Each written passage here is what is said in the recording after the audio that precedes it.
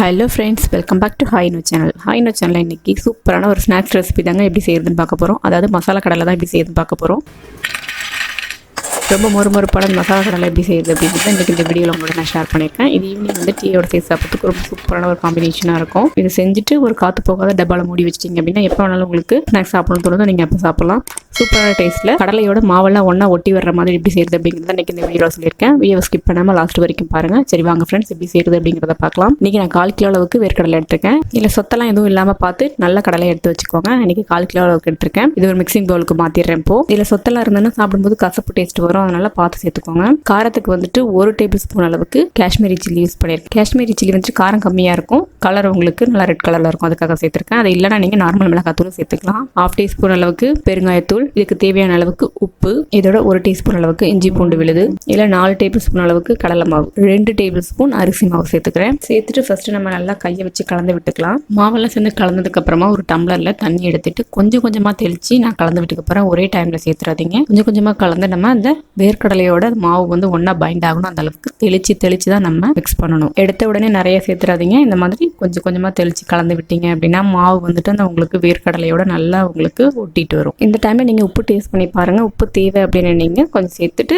Mix பண்ணி விட்டுக்கலாம். நான் இன்னும் கொஞ்சம் தண்ணி தெளித்து நல்லா கலந்து விட்டுக்கிறேன். இப்போ பார்த்தீங்கனாலே உங்களுக்கு தெரியும் வேர்க்கடலையோட அந்த நம்ம சேர்த்த அந்த மாவெல்லாம் நல்லா ஒன்றா பைண்ட் ஆகிருக்கு பாருங்கள். இந்த அளவு இருந்தால் நமக்கு பொரிச்சு எடுக்கிறதுக்கு ஈஸியாக இருக்கும். மசாலா கலந்து வச்ச வேர்க்கடலை ரெடி ஆகிடுச்சு. இதை இப்போ வந்து எண்ணெயில் நம்ம பொரிச்சு எடுத்துட வேண்டியது தான். இப்போ வானலில் எண்ணெய் சேர்த்துட்டு நம்ம மிதமான சூட்டில் தான் வந்துட்டு பொரிச்சு எடுக்கணும்.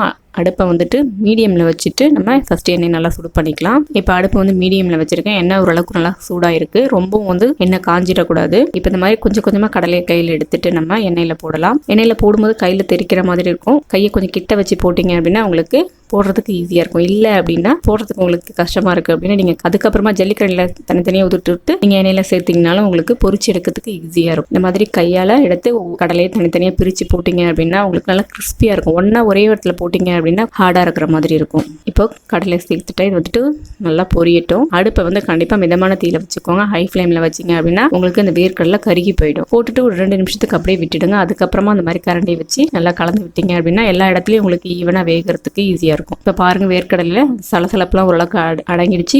வேர்க்கடலையும் உங்களுக்கு பொரியும். உங்களுக்கு வேகும்போது சத்தம் கேட்கும். அந்த மாதிரி பொரிஞ்சதுக்கு அப்புறமா நம்ம எண்ணெயிலேருந்து ஃபில்டர் பண்ணி எடுத்துடலாம். இப்போ பார்க்கும்போது உங்களுக்கு தெரியுது பாருங்க கடலையோட அந்த மாவெல்லாம் நல்லா பைண்ட் ஆயிருக்கு. இந்த நான் சொன்ன டிப்ஸ் எல்லாம் ஃபாலோ பண்ணி செஞ்சு பாருங்க. சூப்பராக நமக்கு கடையில் வாங்குற அதே டேஸ்ட்லேயே மாவெல்லாம் வந்து தனியாக இல்லாமல் வேர்க்கடலை தனியாக இல்லாமல் ரெண்டும் ஒன்றா சேர்ந்து சூப்பராக சாப்பிட்றதுக்கு ரொம்ப கிறிஸ்பியாக இருக்கும். இப்போ எண்ணெயிலேருந்து எடுத்துட்டு நம்ம ஒரு டிஷ்யூ பேப்பரில் வச்சிடலாம். இதே மாதிரி நம்ம மீதி இருக்கிற எல்லா கடலையும் வந்துட்டு கொஞ்சம் கொஞ்சமாக போட்டு எண்ணெயிலேருந்து பொரிச்சு எடுத்து வச்சிடலாம். நீங்கள் சூடாக சாப்பிட்டீங்க அப்படின்னா உங்களுக்கு வேர்க்கடலை வேகாத மாதிரி இருக்கும். நல்லா ஆற விட்டதுக்கு அப்புறமா பார்த்தீங்கன்னா நல்லா உங்களுக்கு மொறுமொறுப்பாக கிறிஸ்பியாக இருக்கும். வேர்க்கடலையும் வந்திருக்கும், மேலே அந்த மாவு உங்களுக்கு நல்லா மொறுமொறுப்பாக இருக்கும். இப்போ இதே மாதிரி எல்லா வேர்க்கடலையும் நான் பொரிச்சு எடுத்துக்கிறேன். கடைசியாக வந்துட்டு 2 கொத்து கருவேப்பிலை சேர்த்துக்கிறேன். அதையும் எண்ணெயில் நல்லா பொரிச்சு எடுத்து வச்சிடறேன். அவ்வளோதாங்க. ரொம்ப சிம்பிளாக ஒரு 10 நிமிஷத்தில் இந்த மசாலா வேர்க்கடலை நீங்கள் செஞ்சிடலாம். இது டீயோட சேர்த்து சாப்பிட்றதுக்கு சூப்பரான ஒரு காம்பினேஷனாக இருக்கும். ஆனதுக்கப்புறமா பாருங்கள் நான் பிளேட்டில் சேர்க்கும்போது உங்களுக்கு அந்த சத்தமே நல்லா தெரியும். நல்ல மொறுமொறுப்பாக இருக்குது. சூடாக இருக்கும்போது கொஞ்சம் ஹார்டாக இருக்கிற மாதிரி தான் இருக்கும். நல்லா ஆற வச்சுட்டு நீங்கள் சாப்பிட்டு பாருங்கள். நல்லா கிறிஸ்பியாக இருக்கும். உள்ளேயும் வேர்க்கடலையும் வெந்திருக்கும். உங்களுக்கு மொறுமொறுப்பாக இருக்கும். மேலே அந்த மாவு நல்லா கிறிஸ்பியாக இருக்கும். நான் சொன்ன சின்ன சின்ன டிப்ஸ் எல்லாம் ஃபாலோ பண்ணி நீங்களும் செஞ்சு பாருங்கள். சூப்பரான அந்த மசாலா வேர்க்கடலை செஞ்சுட்டு ஆனதுக்கப்புறமா ஒரு